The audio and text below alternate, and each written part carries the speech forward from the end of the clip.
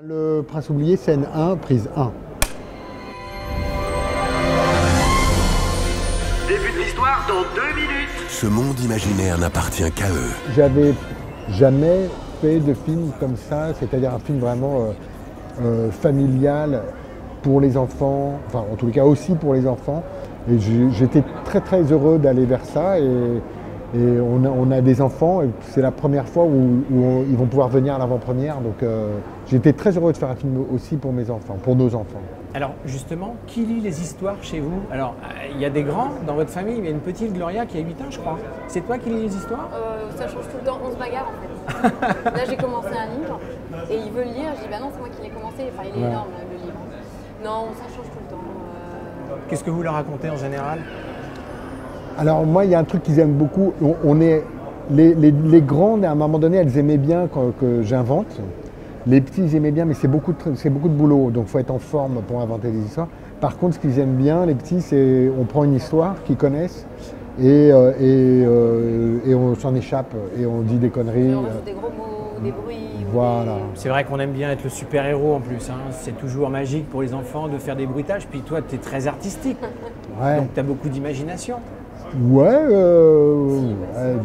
bah oui. Si moi je reste plus proche du livre et je raconte l'histoire et toi tu vas rajouter des bruits et des machins. Comment ça, pas d'histoire? Papa, j'ai 11 ans. Je peux me les faire toutes seules mes histoires maintenant. On peut parler des effets spéciaux parce que en France, on est vraiment les rois de l'image. Il y a 2 studios avec qui tu as travaillé. Digital District, à qui on doit, je crois, Santa et compagnie. Ouais, entre autres. Également les effets spéciaux de la bataille aérienne dans La promesse de l'aube, il me semble, exactement. De Éric Barbier. Ouais. Comment tu as trouvé cette complémentarité au sein de ta réal? Alors, Digital District, je travaille avec eux moi depuis 20 ans. Donc j'ai fait des pubs avec eux, j'ai fait tous les OSS, The Artist, c'est vraiment des amis et donc c'était tout à fait naturel d'aller avec eux. Après pour des films de cette ampleur-là, de ce type de budget-là, etc., il est tout à fait courant pour des histoires de production de splitter en 2. Et là le film s'y prêtait plutôt bien puisqu'on a une séquence entière qui est assez lourde en termes de production, qui était à l'intérieur d'un lieu unique. Et donc là c'est Micros qui s'en est chargé. Et donc voilà, j'ai travaillé avec 2 boîtes, 2 entités différentes, mais ça s'est très bien passé.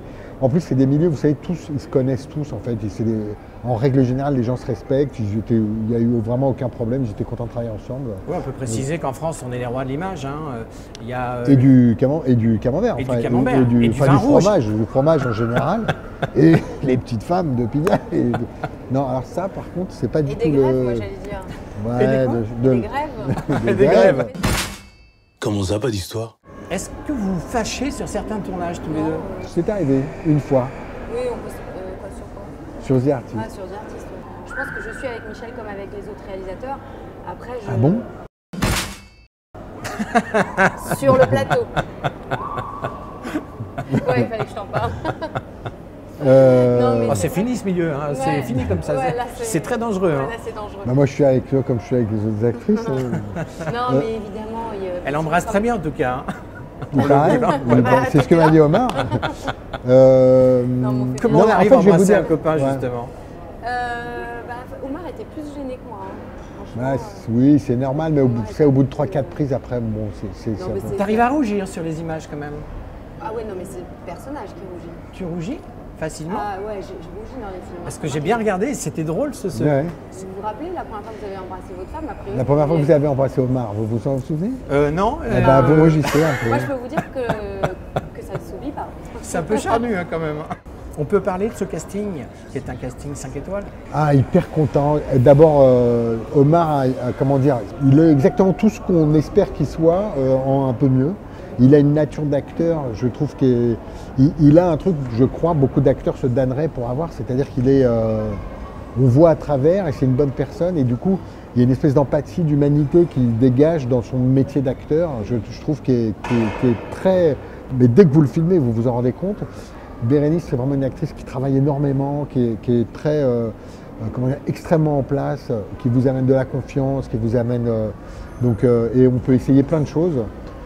François Damiens, c'est un espèce de... libre.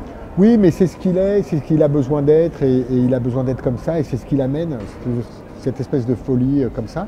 Et puis les enfants, c'est un exercice très particulier, Je l'avais un peu fait sur un film qui s'appelle The Search, où il y avait un enfant comme personnage principal. Et là, voilà, j'ai continué ce travail-là où là vous avez moins affaire à des acteurs professionnels, il y a moins de métiers, disons, mais il y a des natures et voilà, vous essayez de composer quelque chose entre ce qu'ils sont capables de vous donner au moment où ils vous le donnent et puis vous qui êtes un peu garant d'une vision d'ensemble. Et voilà, c'était riche quoi. C'est quoi ça? Tu m'en veux pas? Bien sûr que non. Bonne nuit.